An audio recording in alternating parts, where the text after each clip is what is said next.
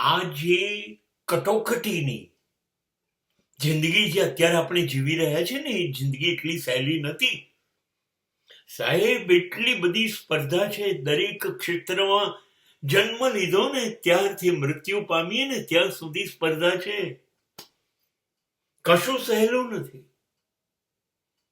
દિવસ જાય છે એમ પરિસ્થિતિ વિકટ બનતી જાય છે. એ શારીરિક હોય કે માનસિક હોય, સહેલું કશું નથી. એના માટે બે રસ્તા શરીરને ધ્યાનમાં લઈને આપવામાં આવ્યા છે. મને બંને રસ્તા માટે અનુભવ્યા બાદ પુષ્કળ માન છે.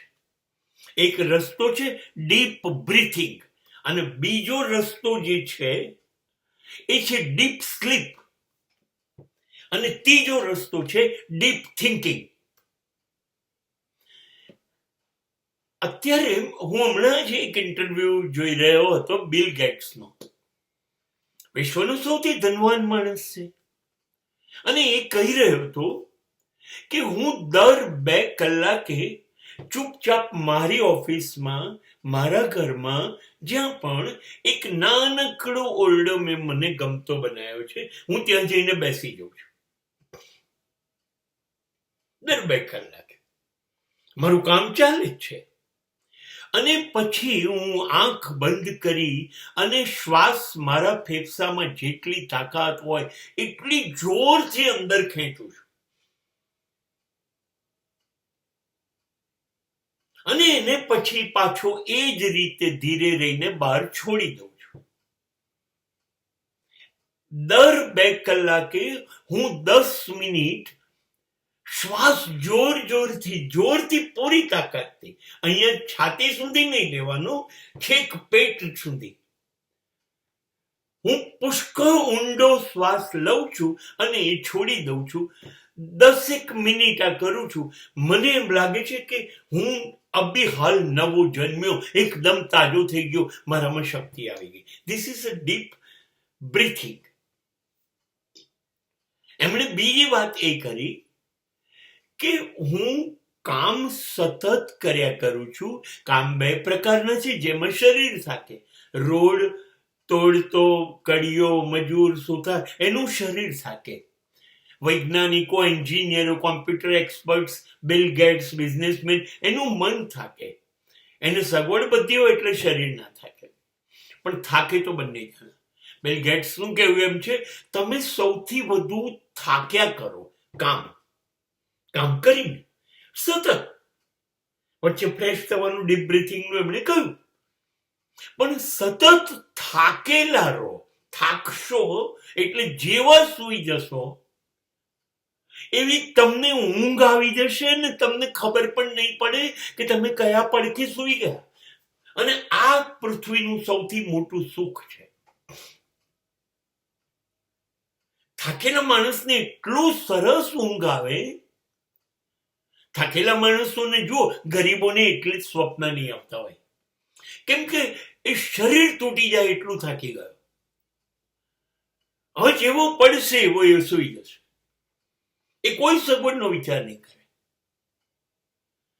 તો એને કેવી રીતે સ્વપ્ન જોવાનું? થાકેલો માણસ પડે એની સાથે સૂઈ જાય.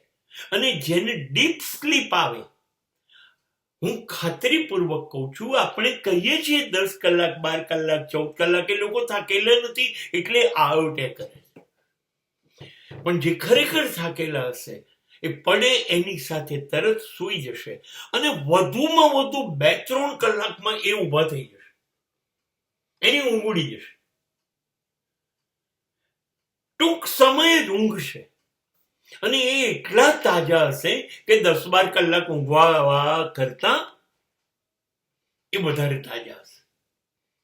જેનું એક ઉદાહરણ ભારતના વડાપ્રધાન નરેન્દ્ર મોદી છે.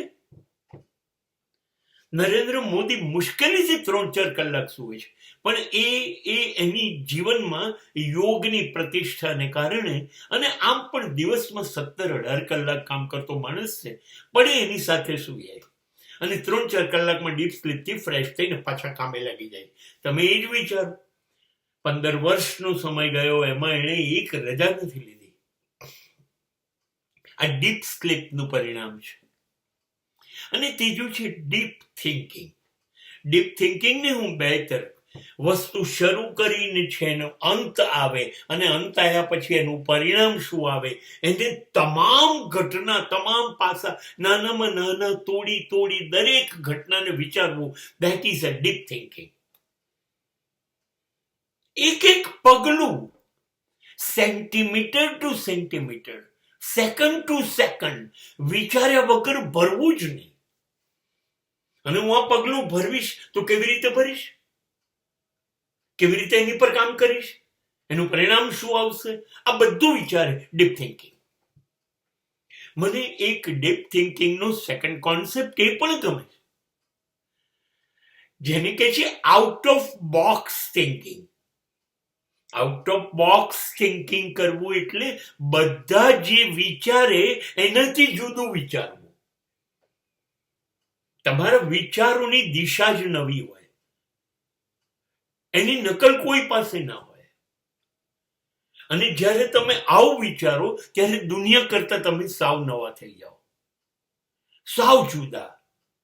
કોઈ એ કામ નહીં કરતું હોય, એટલે તમારી વેલ્યુ વધશે, તમારી પ્રતિષ્ઠા વધશે, તમારી બજારમાં માંગ વધશે. પણ જ્યારે બધા જે કામ કરે છે એનાથી તમે જુદું વિચારો અને પછી એ કામ કરો.